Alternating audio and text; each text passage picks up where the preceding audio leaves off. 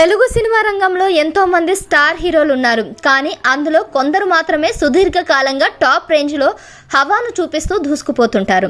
అలాంటి వారిలో మెగాస్టార్ చిరంజీవి పేరు ముందుగా చెప్పాలి.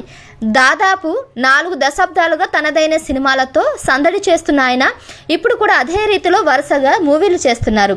మెగాస్టార్ చిరంజీవి ప్రస్తుతం విశ్వంబర అనే చిత్రంలో నటిస్తున్నారు. టాలీవుడ్ టాలెంటెడ్ డైరెక్టర్ మల్లిడి వశిష్ఠ తెరకెక్కిస్తున్న ఈ చిత్రం సోషియో ఫ్యాంటసీ జోనర్లో రాబోతుంది. దీంతో ఈ సినిమాపై అంచనాలు భారీ స్థాయిలో ఏర్పడ్డాయి. అందుకు ఏమాత్రం తీసిపోని విధంగానే దీన్ని హై రేంజ్లో తీస్తున్నారు. అంతేకాదు దీన్ని భారీ బడ్జెట్తో రూపొందిస్తున్నారట. మెగాస్టార్ చిరంజీవి మల్లిడి వశిష్ఠ కలయికలు రూపొందుతున్న విశ్వంబర సినిమాకు సంబంధించిన షూటింగ్ ఈ ఏడాదిలోనే మొదలైంది. అప్పటి నుంచి ఇప్పటి వరకు పలు షెడ్యూళ్లను సక్సెస్ఫుల్గా కంప్లీట్ చేసుకున్నారు. ఇందులో ఎన్నో కీలక సన్నివేశాలను చిత్రీకరించారు. ఇలా ఈ సినిమాకు సంబంధించి 80% టాకీ పార్ట్ను ఇప్పటికే పూర్తి చేశారు. టెక్నికల్ వండర్గా రూపొందుతున్న విశ్వంబర సినిమాను పాన్ ఇండియా రేంజ్లో రూపొందిస్తున్నారు.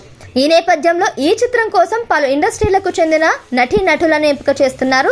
అయితే ఇందులో ఓ స్పెషల్ రోల్ కోసం మెగా ఫ్యామిలీకి చెందిన ఓ కుర్రాడిని సెలెక్ట్ చేసినట్లు కూడా తెలిసింది.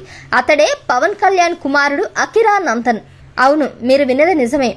పవన్ కళ్యాణ్ కుమారుడు అకిరానందన్ ఫస్ట్ మూవీ ఇప్పుడు చిరంజీవితోనే ఉండబోతున్నట్లు కూడా తెలుస్తుంది.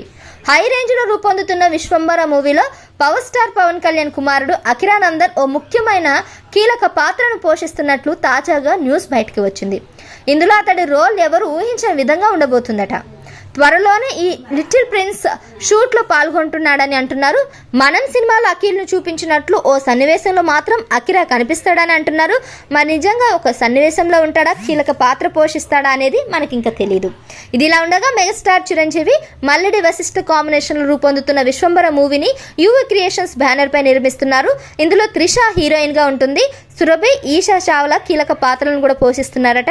దీనికి కీరవాణి సంగీతాన్ని అందిస్తున్నారు. ఈ సినిమాను వచ్చే సంక్రాంతి కానుకగా జనవరి 10న విడుదల చేయబోతున్నట్లు సమాచారం.